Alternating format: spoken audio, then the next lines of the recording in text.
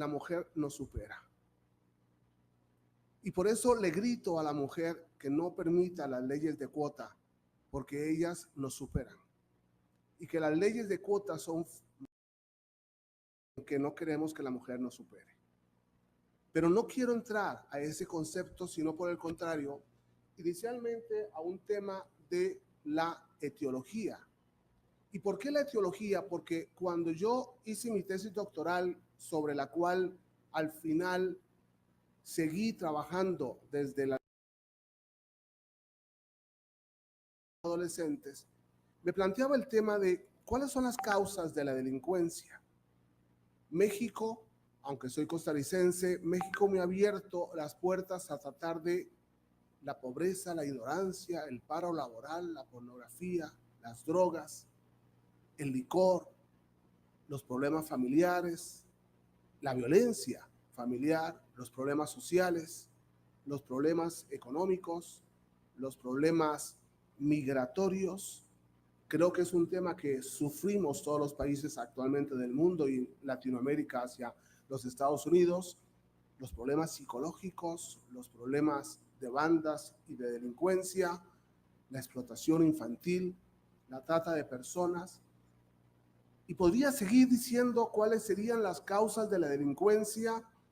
Y sin embargo, el siglo XXI nos plantea una variable interesante, que es pobreza de género, ignorancia de género, violencia laboral de género, violencia general de género, empoderamiento de género, diferencias de género, estereotipos de género, prejuicios de género, preferencias de género, violencia familiar de género, género e infancia, género y discapacidad, género y migración, desigualdad de género, entre otras muchos. Y podríamos, si yo estuviera dando una clase, a pensar en otras, en el estado, en la ciudad, en tu casa, podríamos ir aumentando variables etiológicas que están influyendo en nuestro comportamiento humano y que están influyendo en nuestras decisiones. Y por eso me ha parecido que tenemos como que dar o encontrar u ofrecer una respuesta de género. Y quiero darles una dentro de todas ellas. En concreto, me llamaba mucho la atención por qué perspectiva de género. Y lógicamente, ¿por qué juzgar? ¿Por qué litigar? ¿Por qué investigar en perspectiva de género? Porque en cierto sentido la Suprema Corte de Justicia nos ha obligado a los jueces, a juzgar en perspectiva de género. Pero ¿qué pasa si una investigación policial, primer respondiente, como nos hablaba Guatemala ayer, o qué pasa si una investigación del Ministerio Público no se hace con perspectiva de género? Entonces el juez se va a encontrar con que va a condenar sin perspectiva de género porque la investigación no tuvo perspectiva de género. Y esta realidad me obligaba, por lo menos a mí, a tratar de dar respuestas y respuestas y respuestas. Debo decirles que de todas esas respuestas terminé escribiendo 7 libros que he llevado a la imprenta. Y la primera es el enfoque diferencial como derecho humano. La perspectiva de género nos enfrenta a 3 posiciones. Una posición ideológica, quizás es la que más está haciéndonos daño en una discusión compleja en ese siglo. Una segunda posición, que es la posición biológica, es decir, es el sexo o el género masculino y femenino desde el punto de vista biológico, y lógicamente una posición jurídica. Yo quisiera centrarme en la posición jurídica, siendo nosotros abogados, para poder tratar de entender desde esas 3 posiciones qué es lo que tenemos que analizar, comprender a la hora de juzgar en perspectiva de género. Para juzgar, litigar o investigar en perspectiva de género, nuestra posición y estudio debe ser conforme a la Constitución política, conforme a las leyes, esto es jurídica, no puede ser ideológica, no puede ser biológica. Quizá cuando tenemos una oposición respecto a la Corte Interamericana de Derechos Humanos, por ejemplo, en el caso Attila Rifo versus Chile, cuando tenemos una oposición ideológica respecto, por ejemplo, al caso Colombia, Duque versus Colombia, nosotros nos podríamos hacer la pregunta, ¿ha ingresado la Corte Interamericana en el tema ideológico o en el tema biológico o en el tema jurídico? Cuando entramos al concepto, por ejemplo, de libertad de aborto de la Suprema Corte de Justicia mexicana, cuando entramos en la libertad de consumo de drogas, que hoy encontramos la venta de drogas en la Reforma y en la Alameda y el consumo de drogas constante en todo el país de la Suprema Corte de Justicia de la Nación, cuando hablamos de la libertad de inscripción sexual por parte de niños menores de edad, por parte de la Suprema Corte, nosotros nos hacemos esta serie de preguntas. ¿Cómo se debe resolver una causa penal? ¿Cómo debe investigarse por la policía y los servicios periciales? ¿Cómo debe dirigirse y acusarse por el fiscal de Ministerio Público? ¿Cómo debe juzgarse por los jueces? Me parece que nosotros tenemos unas respuestas desde hace muchos años conforme a la Constitución política, conforme a la legislación y al derecho vigente, conforme a la jurisprudencia nacional obligatoria, conforme a los criterios de la jurisprudencia internacional, considerando las distintas vulnerabilidades, sin discriminar las diferencias y las categorías antropológicas y sin perder la objetividad por influencias ideológicas. Me parecía que con esto yo podría dar 7 respuestas sencillas que además nos llevan a respuestas jurídicas, sin entrar al debate ideológico. México, desde el artículo 1 de la Constitución Federal, nos obliga a no discriminar en 14 categorías antropológicas, que inmediatamente exhibo. En el artículo 1, en el último párrafo, escuchamos una súplica mexicana: no discriminar en materia de origen étnico. Acabamos de escuchar a la magistrada en el origen étnico y en el origen nacional, en el género, en la edad, en las discapacidades, en la condición social, en la condición de salud, en la religión, en las opiniones, en las diferencias sexuales, en el estado civil y en cualquier otra. Cuando la Corte Europea entra al concepto de las preferencias sexuales, que ustedes se recuerdan que nace en una convención en Beijing en 1995, o sea, durante el siglo pasado, la Corte Europea dice: ¿cómo podemos entender nosotros el problema de género si no está como derecho humano? Cuando resulta que hablamos de divorcio y no está en el pacto europeo el divorcio, sino que el matrimonio es el matrimonio entre hombre y mujer. Y cuando resulta que si el matrimonio es solamente entre hombre y mujer, entonces, ¿qué hacemos con los matrimonios de hombre-hombre, de mujer-mujer? Esta preocupación le dice, por lo menos a la Corte Europea, utiliza cualquier otra. Pero México, en el artículo 1 constitucional, dice que atente contra la dignidad y que menoscabe los derechos o libertades. Es una ampliación preciosa, porque podríamos hablar, y yo he llegado a escribir sobre 53 categorías antropológicas que nos distinguen.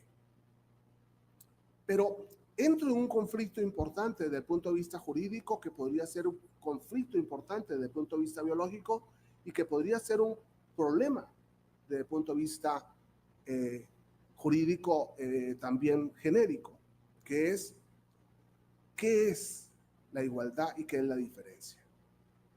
Si nosotros o yo he empezado diciendo que somos distintos? ¿Por qué la ONU ha planteado como agenda del milenio el empoderamiento de la mujer? Si yo he considerado que somos distintos, ¿por qué la ONU en la agenda del 2030 nos habla de la empoderamiento de la mujer? Y no dejo de decir ese tema del empoderamiento de la mujer porque me parece que la mujer ya está empoderada, ¿no? Las conferencias que hemos oído ayer y hoy son más de mujeres que de varones.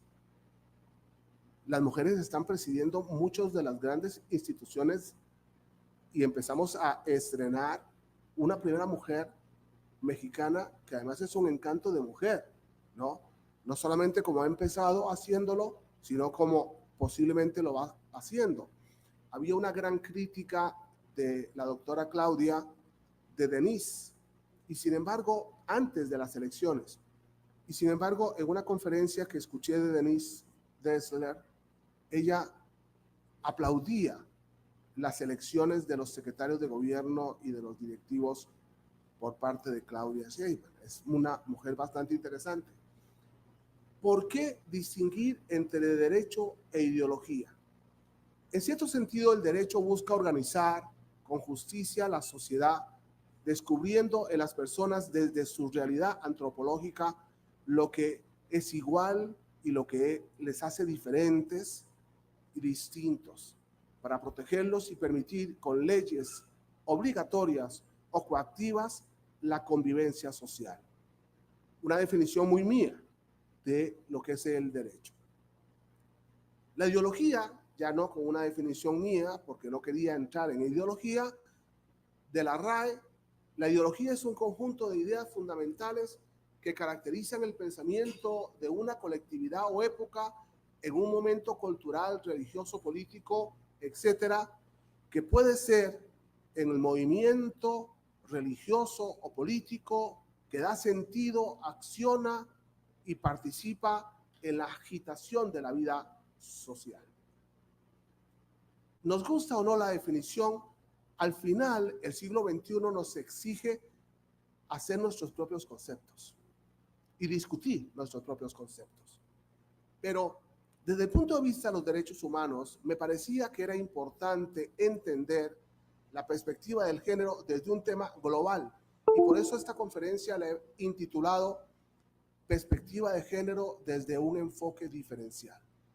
Me parece que el enfoque diferencial nos permite comprender que los derechos humanos son el conjunto de libertades que, sustentadas en la dignidad de la persona humana conforme a su naturaleza racional, permiten su desarrollo integral en su individualidad y sociabilidad inherentes a todos los seres humanos. Por eso nosotros tendríamos que plantear, haciéndonos una serie de preguntas, y disculpen que use una gráfica, pero que me parece que con ello trabajo, ¿no?, el orden mental de cada uno de ustedes.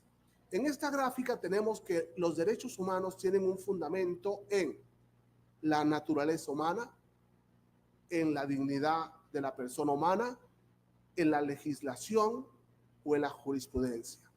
En definitiva, ¿quién está produciendo los derechos humanos? Y podríamos nosotros encontrar 4 fuentes de los derechos humanos como fundamento. La mayoría de los expertos mexicanos consideran que los derechos humanos tienen fundamento en la naturaleza de la persona humana. Mauricio Beuchat, por ejemplo, desde la UNAM. Pero Carlos de la Torre dice que la dignidad de la persona humana, y posiblemente nosotros decimos no, si el derecho humano no se protege en la legislación, no sería derecho humano, y por tanto hablamos con Miguel Carbonell de derecho positivo humano, o depende de la legislación interpretada por la Suprema Corte de Justicia en la jurisprudencia. Esto nos obliga, por tanto, a ampliar desde el fundamento de los derechos humanos la filosofía que impera detrás de esos derechos humanos. Y en esa filosofía podemos encontrar una naturaleza biológica o una naturaleza cultural. El gran conflicto, el gran tema, la gran discusión es si el género es cultural o es biológico.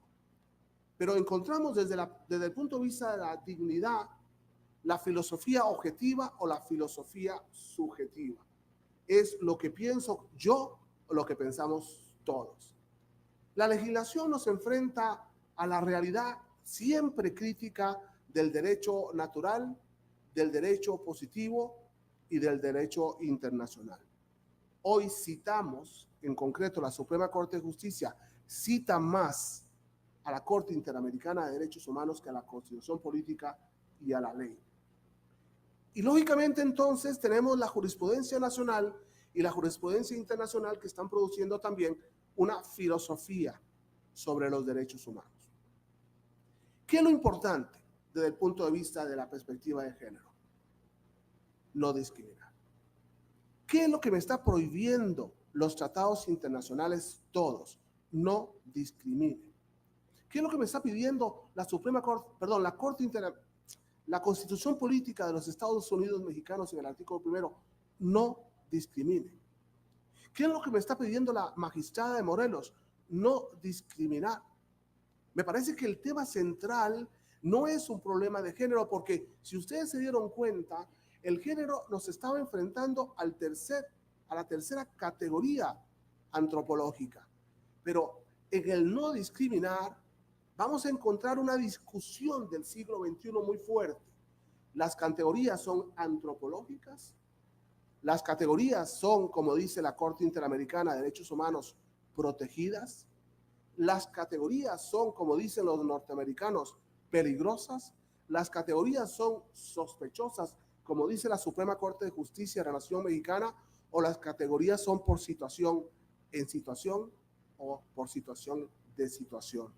El problema de las guerras que producen, ¿no?, vulnerabilidades, el problema de las personas migrantes que van produciendo vulnerabilidades, los niños que se quedaron sin padres tratando de llegar a los Estados Unidos y por tanto tenemos niños huérfanos de situación o en situación.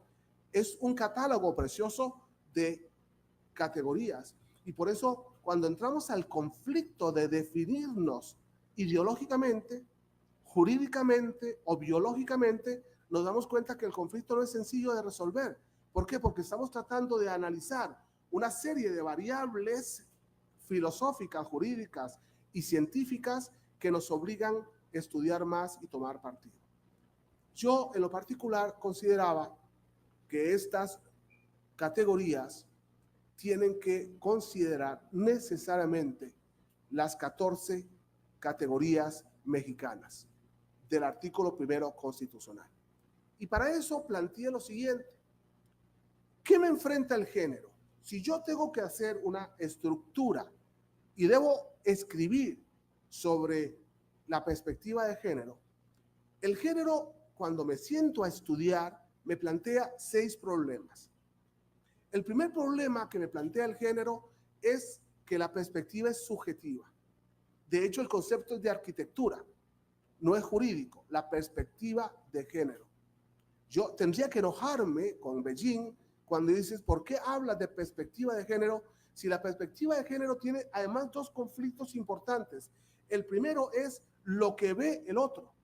Yo como juez no puedo pensar antes cómo pienso yo, sino cómo piensa el que mataba a ella o a ella que mataba a él. La perspectiva es tan subjetiva que parte de la visión del otro. Y luego la perspectiva es tan subjetiva que parte de la visión del yo. ¿Quién es la juez? ¿Quién es el juez que va a resolver este caso concreto? Luego, el género me planteaba un problema jurídico importante.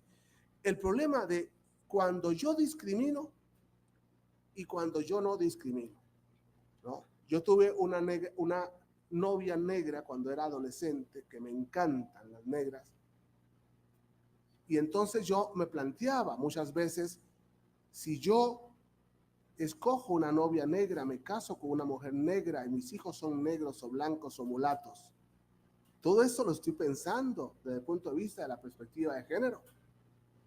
¿Tienen mis hijos derecho de ser negros cuando salieron de un padre moreno con una mujer negra?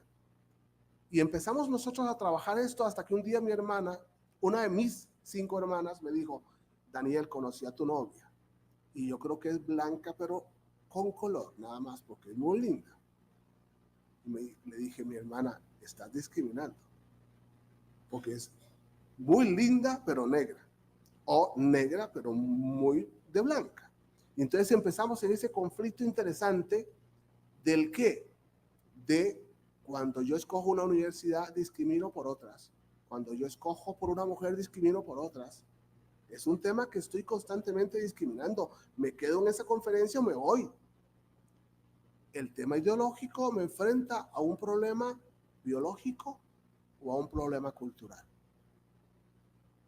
Y por tanto corresponde no a los jueces, no corresponde a la policía determinar si la persona era homosexual o no era homosexual, y por tanto si es homosexual la investigo, y si no es homosexual no la investigo, si era mujer la investigo, y si no era mujer no la investigo. No entra en esto. Cuando en Tijuana, por ejemplo, el Tribunal de Alzada revocó la sentencia condenatoria de una mujer policía que mata a su esposo policía y le mete 6 tiros en la cabeza, y que el tribunal argumenta que 1 tal vez es perspectiva de género, pero 6 no parece perspectiva de género, ¿no? Porque además el primero ya lo había matado. Entonces entramos en un conflicto hasta donde yo, tribunal, tendría que haber casado, ¿no?, la sentencia condenatoria que terminó en una absolutoria de la mujer respecto al homicidio agravado por el cual había sido condenado. Nosotros podríamos decir, el problema tuyo, tribunal, es que resolviste como biológico o como ideológico y no como jurídico. Y entonces por eso escribí un libro sobre cómo investigar en perspectiva de género para poder determinar qué es lo que hace distinto matar a una mujer o matar a un hombre. Y entonces las variables deben ser muy importantes. Cuando en la CONATRIP se estudió el tema de que a todo caso por mujer es feminicidio, cometieron un error jurídico por un problema ideológico. No, matar a una mujer no es feminicidio, sino en razón de los elementos subjetivos especiales del tipo penal del feminicidio. Eso es muy importante, porque de lo contrario vamos a cometer una injusticia si nosotros, al aplicar la ley, estamos siguiendo una ideología, una filosofía distinta. Lógicamente, lo ideológico me lleva a lo biológico o lo cultural. Y lo lógico es que lo biológico y lo cultural, abogados, no tiene una respuesta jurídica. Tiene una respuesta sociológica, tiene una respuesta antropológica, tiene una respuesta científica, tiene una respuesta biológica, tiene una respuesta, pero no una respuesta jurídica. Por eso decía un autor que ahorita no domino en la cabeza, que las grandes creaciones del ser humano ha sido la ley, porque nos llevó a plantear por escrito qué es lo que debía de definir el concepto de los jueces a la hora de resolver. Y lógicamente que la sexualidad nos lleva a 2 conceptos que podríamos hoy cuestionar si son biológicos o si son culturales, ¿no? Si aquí estuviéramos personas que seguimos la ideología de género, diríamos, no, la sexualidad es cultural. Y si hablamos de científico, no, la sexualidad es biológica, masculina y femenina. Lógicamente que yo estoy escribiendo, y al escribir tengo que trabajar esta pequeña o grande, tú me estás ahí porque me tengo que cortar. No. Yo tengo que pensar, ¿me cortas, por favor? Sin problemas. Yo tengo que pensar, cuando tengo que estructurar mentalmente al escribir un libro, qué es lo que tengo que enseñar y cómo tengo que exponer al escribir. Y entonces, lógicamente, ante este cuadro que ustedes tienen acá, yo decía, si yo entro en el concepto del género, me voy a enfrentar a un problema importante, y es que el género me enfrenta a una categoría contra o entre 53 categorías distintas. ¿Por qué estoy girando en torno al género? ¿Por qué Beijing me hace girar en torno al género? ¿Por qué la Suprema Corte de Justicia me obliga a girar en torno al género? Los colectivos LGTB me obligan a una relación sexual entre varón y mujer contra 13 relaciones sexuales distintas. De lesbianas, de gays, de bisexuales, de transexuales, de intersexuales, queer, de aliados, de transgénero, de antrosexuales, de asexuales, etc. Si nosotros nos hemos enfrentado a lo largo del nacimiento del hombre al problema de la relación entre hombre y mujer, vamos a aceptar ideológicamente las distintas relaciones que nos dan los colectivos LGTB, que además va sumando letras en LGTB. Me parece que si los jueces, si los policías, si los fiscales caemos en el error de la ideología, vamos a perder la objetividad en la aplicación del derecho. Ese sería el tema. Por el contrario, cuando nos enfrentamos al tema de la sexualidad nos enfrenta a 3 situaciones. La primera, objetiva. Lo que vemos cuando nace un chico, una chica, inicialmente es varón o mujer. Una vulva, un pene. No ignoro todas las distintas variables excepcionales, ¿no? Una en 1 millón, una quizás en muchos millones de personas, que una mujer nace con pene y con vulva, o que un hombre nace con vulva, sin pene. Esas variables se estudian personalmente. Las 3 situaciones del sexo me obligan al sexo objetivo, varón y mujer. Al sexo biológico, masculino y femenino. Y me enfrenta lógicamente a lo jurídico. Y lo jurídico me enfrenta a respetar y me enfrenta a proteger. Cuando yo me planteo, cuando yo capacito, cuando yo me enfrento a jueces, cuando me enfrento a fiscales, José Daniel, ¿qué significa juzgar, investigar en perspectiva de género? Respetar, y es muy importante, y proteger. ¿Y qué tengo que hacer y respetar y proteger? Tienes que respetar y proteger para no discriminar. ¿Qué pasa si yo soy cristiano y estoy investigando a un judío? Si va a influir negativamente en la investigación, dile a tu jefe, mira, yo a los judíos no los soporto, yo a los católicos no los soporto, yo a los negros no los soporto. Y entonces, a partir de ese momento, estoy tomando una decisión de género interesante para poder investigar con objetividad. Primera idea, no discriminar. Y entonces, al no discriminar, yo necesito saltar. Tengo que sacudirme del género para poder entrar a las 14 categorías antropológicas que me está ofreciendo la Constitución Política de los Estados Unidos Mexicanos. O por lo menos las 53 categorías antropológicas que me están dando un estudio comparado de todos los tratados internacionales. Es muy importante darnos cuenta de que el enfoque diferencial me hace comprender la perspectiva de género. Estaba con Paco, decía yo ayer que no se puede desayunar, pero ayer fue en la cena, o en algún momento cuando Paco me obliga a pensar en un tema que escribí, en un libro que escribí sobre teoría del delito. He escrito 86 libros en México sobre el derecho procesal penal, porque soy un inquieto, porque no puedo pensar que hay una laguna del conocimiento en la que alguien no haya escrito. Mi último libro que escribí es La prueba de refutación y refutación de la prueba, que en cierto sentido le podría haber llamado teoría del principio de contradicción. Escribiendo salen y surgen las ideas, pero hablando con Paco surgen mucho más ideas, mucho más problemas y muchas cuestiones que resolver.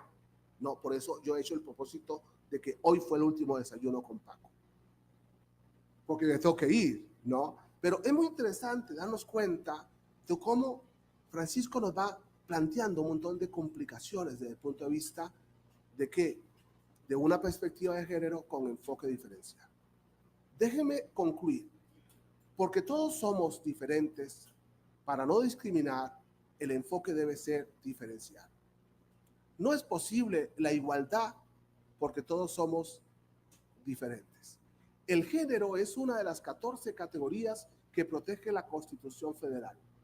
Y por eso cuando alguien me pregunta a mí si yo creo o admito la perspectiva de género, me atrevo a decir o responder que sí.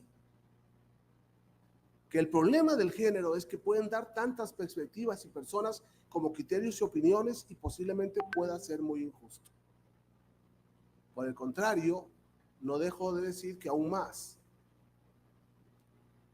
Yo admito el enfoque diferencial porque es objetivo y comprende con todas las categorías antropológicas también la perspectiva de género. En definitiva, cuando vemos multirrazas y multicolores, me gusta decir que el enfoque diferencial no busca la igualdad sexual ni su liberación, busca el respeto de cada una y de cada uno, de todos en sus diferencias. Muchas gracias.